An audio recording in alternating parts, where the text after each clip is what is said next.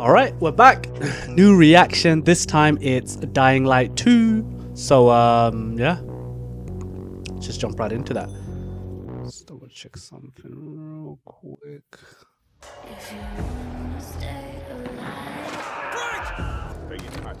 Now run. Damn, when's the last time I saw anything Dying Light 2? I don't remember, you know.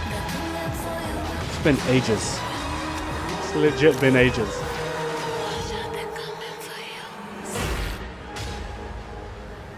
Dying Light 2, stay human. Hello guys, nice to meet you. I'm Leah, and this is Dying to Know.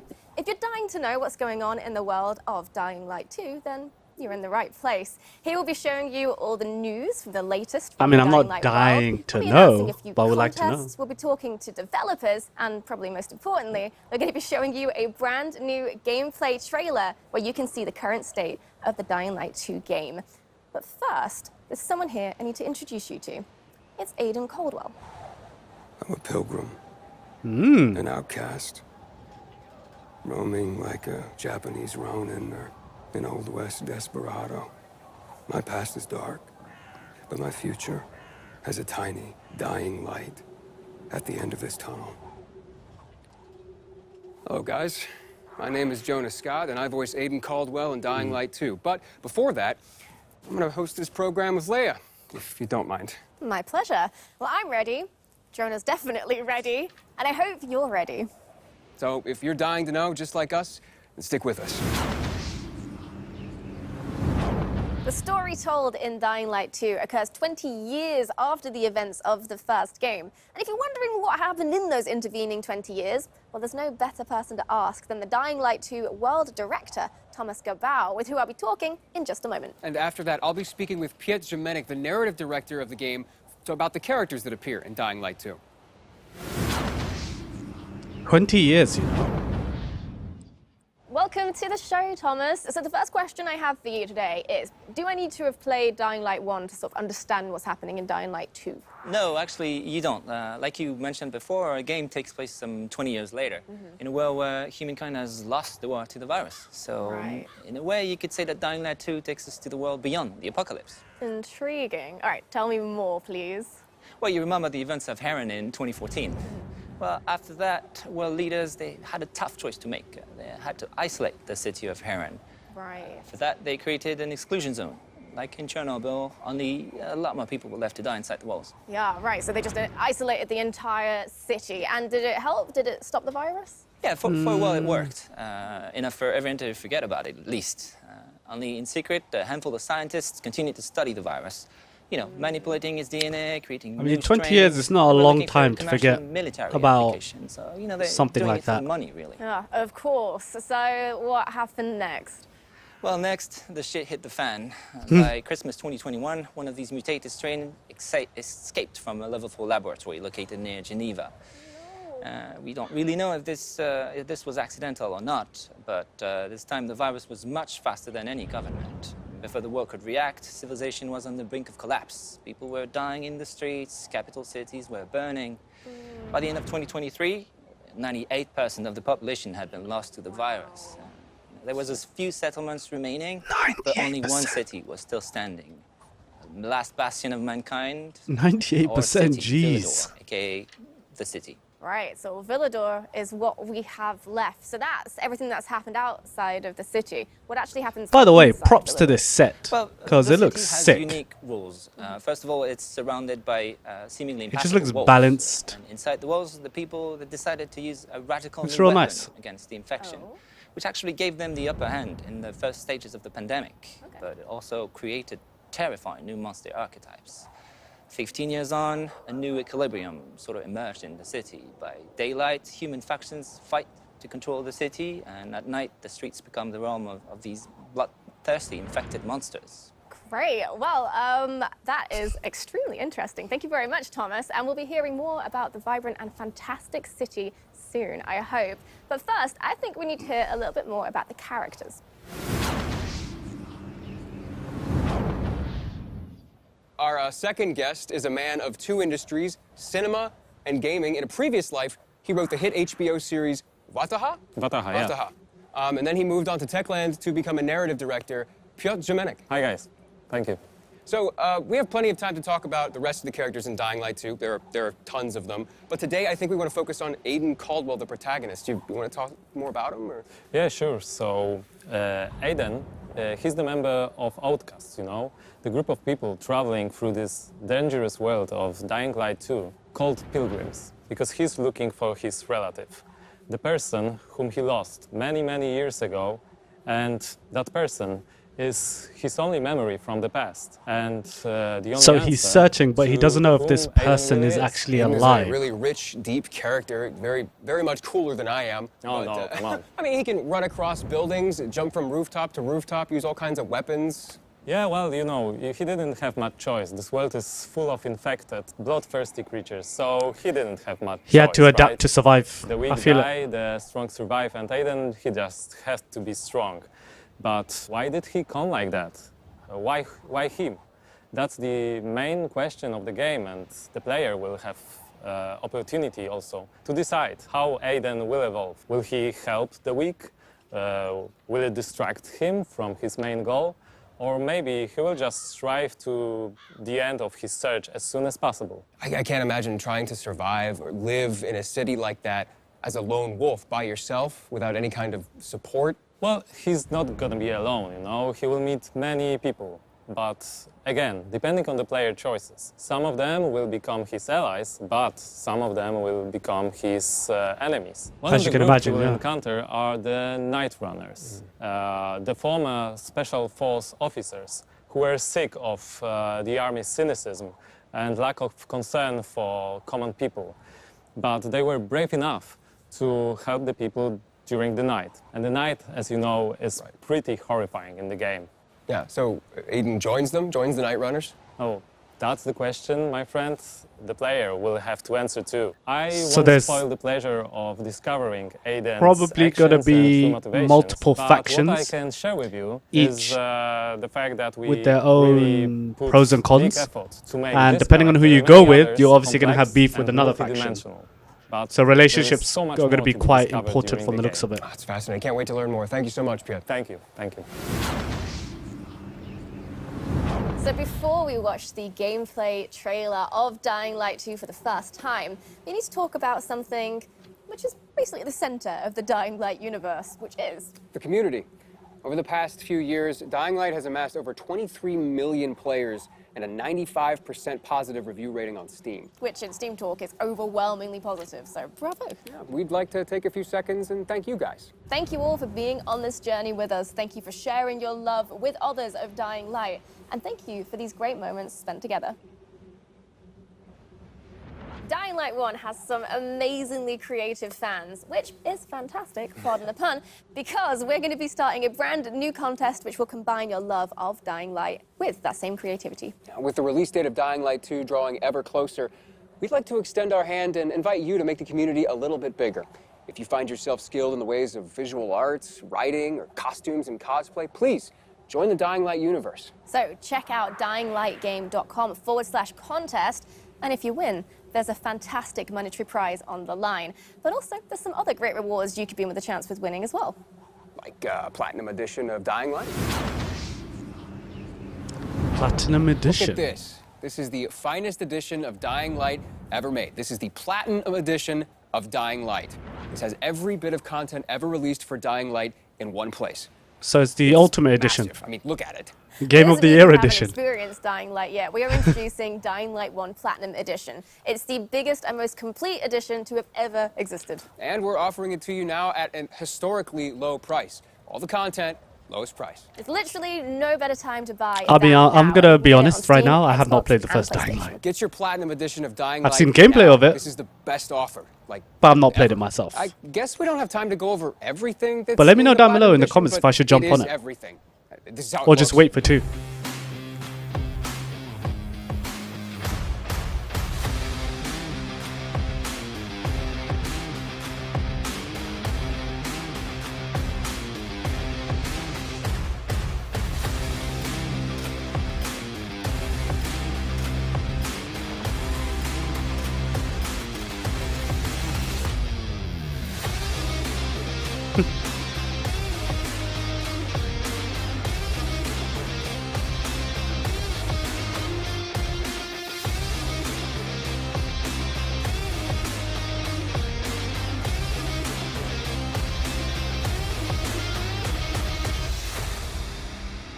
Caught Ra in midair. Okay, so I'm excited because you guys are in just a second gonna see the official gameplay trailer for Dying Light 2. And then after that, we're gonna interview some of the devs that made it possible. So, without further ado, that's good stuff. here it is. All right. Hey everyone! We've been quiet for some time, since, like the rest of the world, we had some unforeseen hurdles to clear. But the wait is over. Let's dive into the open world of Dying Light 2.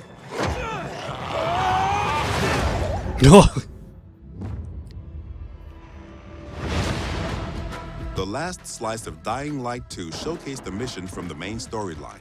You get after those fuckers. E3 2019, you know, You saw how jeez. your decisions influenced the narrative and notably changed the environment. This time, we want to give you a broader look at the game and a sneak peek at some Wow, of the things we'll be look at talking that. about in upcoming months. Look at that. Visually, Dying Light 2, you it's looking good, man. It's looking real an good. outsider trying to unravel a tangled mystery from his past. Its trail leads him to the city, probably the last bastion of mankind in the world. Shit! Oh, no. At first, you feel like this intense, brutal place will tear you apart. But then you meet the Night Runners, veteran survivors who help people in better days. By the way, I'm Hagon. You were a night runner. You used to help people, remember? Night runners are gone. Finished. A myth. Oh, what the hell? And although it's not entirely clear you can trust them, you need allies in the dark.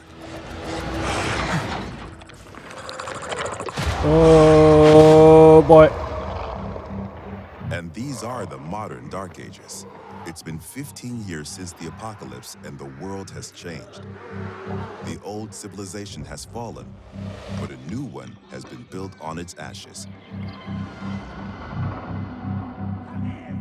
People fight desperately for scarce resources. Rules are Damn, the world looks amazing. is punished. She's innocent! 3 factions struggle for Oh, position in the shit. city.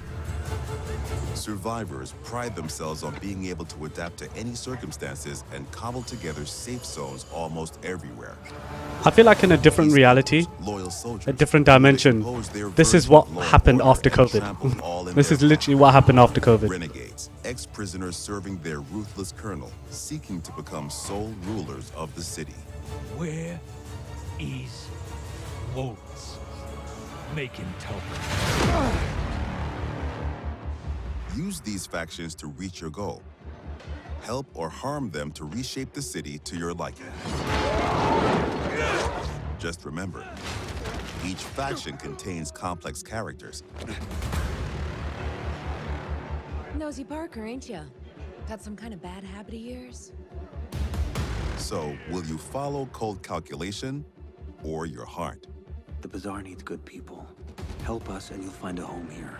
Some in the city offer no chance for an alliance. Bandits, outlaws, and common thugs live only to plunder and kill, plunging the streets into chaos. Holy. Yet, nightfall scares all of them equally.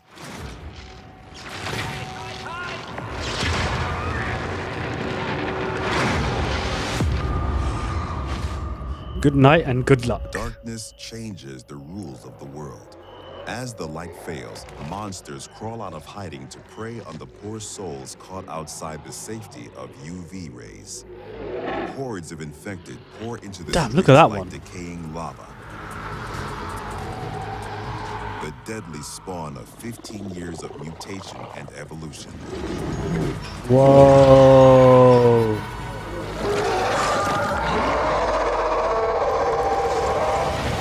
Run. Your only escape? Exploit the city's verticality and flee to the roofs. Though even there, you are never safe from swift and deadly virals. Oh, shiz. Or even greater threat. Oh. Yet night brings opportunity as well. Nests rife with infected during the day now lie empty. To explore them, you must tread carefully. But those brave enough to face the terrors of the night can loot a jackpot. Toxic. How's he even walking around in there like that? Master the art of survival. Luckily, you have all the tools you need to survive. Your extraordinary parkour skills allow you to navigate even the most treacherous terrain. Whoa.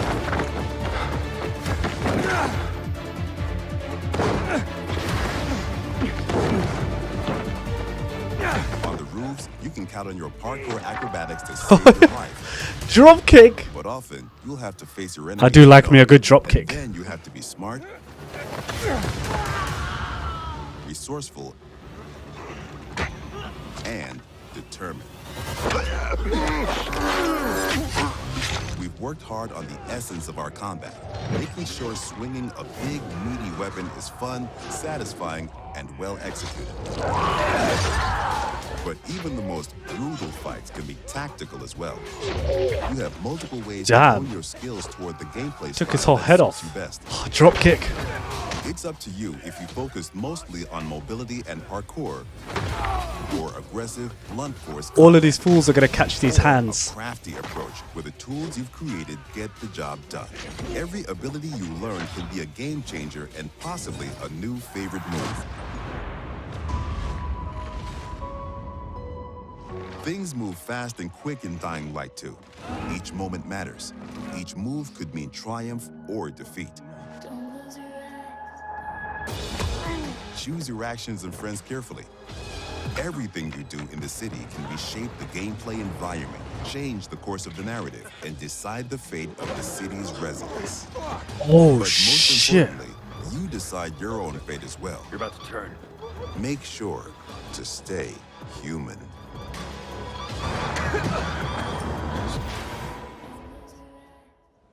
An extensive post-apocalyptic world. Damn, that And looks I really sick. like the divisiveness, you know? That looks so sick. Life on the roof, Like and real. then death on the streets. Yeah, like the intensity of the day and the night cycle together. Yeah, it's almost like Dying Light 2 is two different games put together into one. Yeah, like despite that, despite all the brutality going on the ground floor, there's something about like the rooftops and the plants. and It's stuff. cozy. Yeah, I kind of want to be there.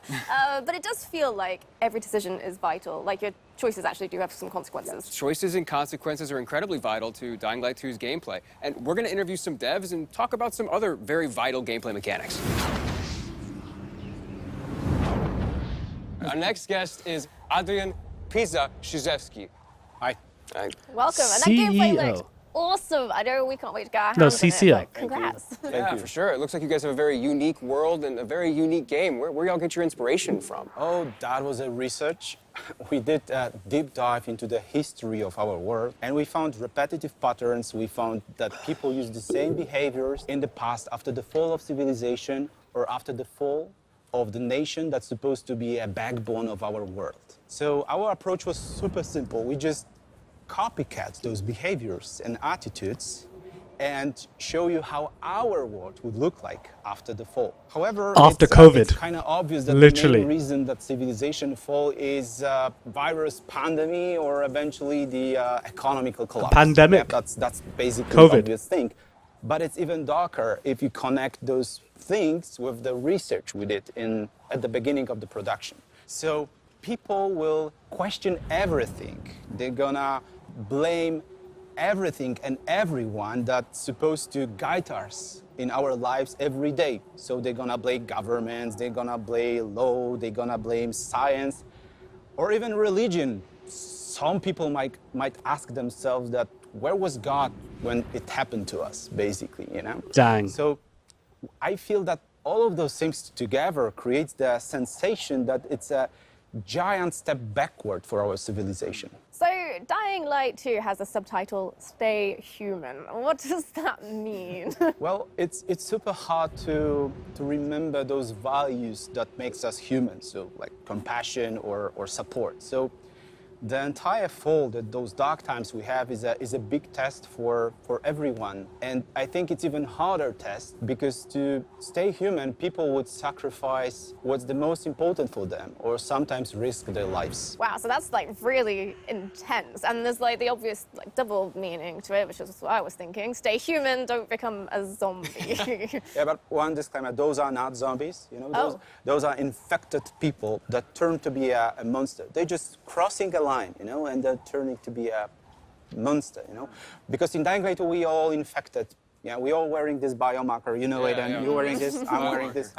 That's a watch actually, but you know that, you know. So that's the thing. So the challenge is to not cross this line at all costs. So that's the biggest challenge. So is it like giving into your inhibitions then? See, yeah, not zombies. Not zombies. Not zombies at all. People have crossed the line.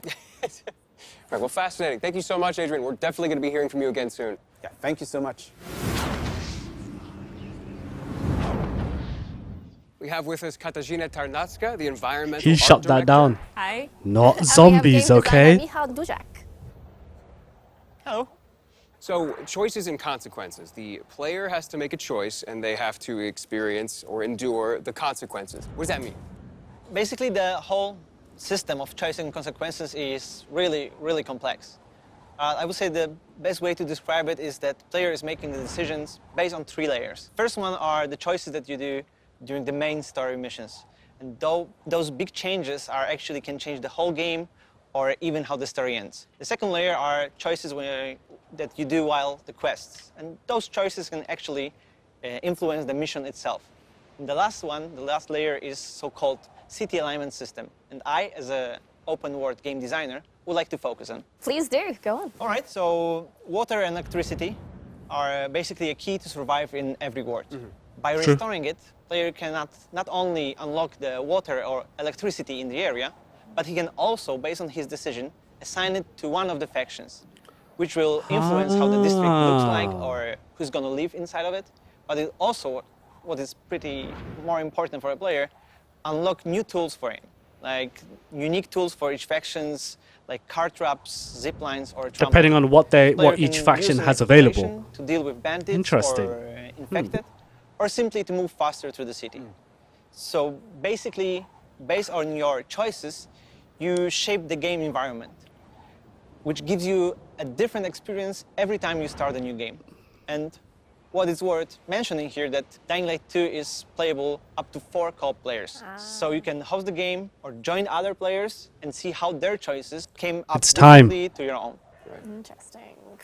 There's one thing I'm really curious about, though. Night versus day. How does the gameplay differ from the night and the day? Well, the short answer is that day is for humans and night is for the monsters. But to describe it a little bit better, I would say that during the day, humans, factions, bandits, or survivors scavenging the city and searching for some scraps or someone who might have them. And this is the best time for a player to explore the city, meet You find someone who survived that knows agriculture, you become their best friend, even simply literally. help them in You will quest survive. or open world activities to survive those dark ages. Yeah, and that sounds quite pleasant, but I'm guessing night changes everything. Exactly, exactly. During the night, all the infected get out of the buildings. And compared to the Dying Light 1, the night is going to be even more intense this time. Intense in terms of the amount of enemies, their new types, and new, more aggressive behaviors. And what is important, this time night can mean also opportunity. An opportunity for the players who are courage and skilled enough to use the fact that all the infected are outside and buildings are accessible to explore them and search for the most valuable loot in the game. Katarzyna, you're responsible for the post-apocalyptic look of the city. Can you tell us a little bit how about the city became to look that way? Yes. I guess the important thing to realize is in 2025, a decision was made to use a chemical attack to stop the spread of the Haran virus. And the result is a tight ring of chemically active areas around the city. Some of the chemicals have gotten into the groundwater and spread under the surface, killing every living plant and every living thing in its reach. What it means for the city is that the street levels are virtually dead. The soil is unable to sustain any life, any plant, and the street level is a domain of the monsters, just decaying in every aspect. Wow. So it sounds like there's just no healthy organic life down there at all. Not really. The survival on the street level is pretty tough. So the common people are just visitors there. But the I've been rest prevail. surviving on Moved those up to streets. the rooftops. And this is where No, I the haven't. plants are flourishing and blooming in the post-apocalyptic landscape. And this is where people build and develop the new world of Dying Light 2. Electricity producing windmills and safe zones for the player. And in a way, in a metaphorical sense, the rooftops are the new default ground floor, the level 0. And trip to the streets is, in a way, a trip underground, a -1 of sorts, just a corpse of a lost civilization. Yeah, to say the least. I Wow. can't imagine being a citizen living in that city, let alone being a player, and how challenging that's going to be. Yeah, and hold that thought. Thank you very much for joining us today. But it's now time to introduce our next guests. With us now are Bartosz and Peter. And guys, I have one question about the open world in Dying Light 2. How big is it? It's pretty big. We know that. Can you tell us a little bit more? Yes, of course. The map in Dying Light 2 is divided into 2 huge regions and several zones. Okay. There are plenty leftovers from the lost Look at that view, civilization man. Look for at you that to view. study. But we didn't want our players to perceive the map only horizontally. So we see the map as a multi-level 3D world that supports your traversal and helps you solve parkour puzzles. Yes, in-house we call it multi-layer open world exploration. And you know, the movement system from Dying Light 1, we remove every restriction from the player. You can move everywhere you want, how you want to do it. And when I think about it, I think that was a big challenge for us to create the geometry that supports all of that. And we did it, and I think we did it well. Doing the same thing in Dying Light 2 wasn't our goal. We want to make one or more step forward to surprise the player expectation. That's why we doubled the number of parkour moves. Doubled. And I mean, it's not like there was a shortage in Dying Light 1, so what? Yes, the iconic Dying Light 1 parkour is essential there. We improve it. We double the number of parkour moves. The players will see over 3,000 different parkour animations. From the basic moves Damn. to the small little tasty details there that you can see. So little things, man. It's things like this, man. It's the little things. But don't hate me, because in the next episode, we're going to be talking more about parkour and how the team have managed to make an authentic urban running experience in Dying Light 2. Yeah, thank you guys so much for the information. Bartosz, Peter, it's been a pleasure. Thank you. Thank you very much. 3,000. Okay. In one so way, the it sounds like last overkill. and arguably the most important question I'm sure you have is, when is the release date? Yeah, that is a very, very, very, very important question. And luckily, September. we have the answer. And that answer is the 7th of December. Oh, okay, I was wrong. Took years to say that out loud. I was completely wrong. The release date of the game. It's time for you to go pre-order it. Go to dyinglight.com/pre-order. I had to go play the Select your first game. platform, and then hit pre-order. And there you go. Congratulations. You just pre-ordered one of the most anticipated games of this year. Go you.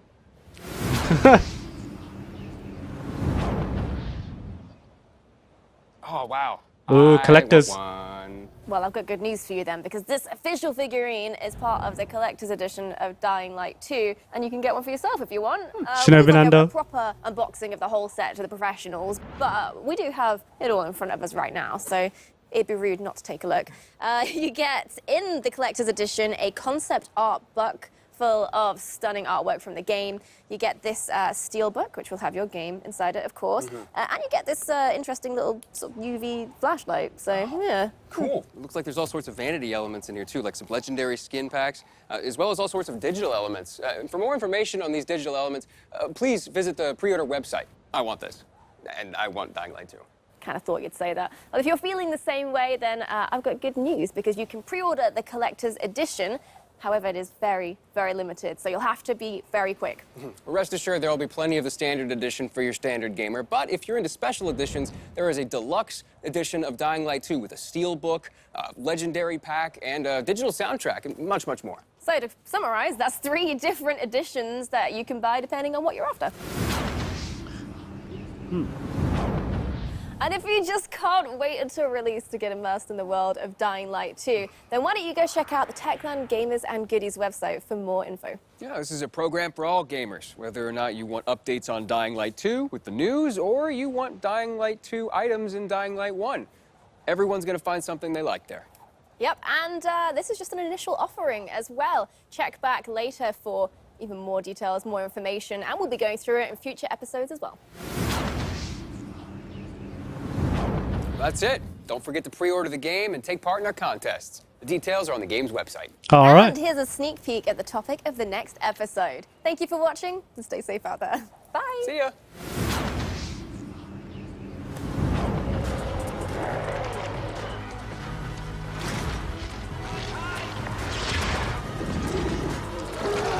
Look at these things, man. Just dangerous.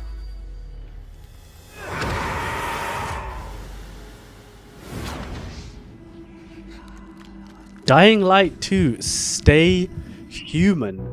Now, I've been told for quite a long time about how cool, I guess, in one way, Dying Light 2 is.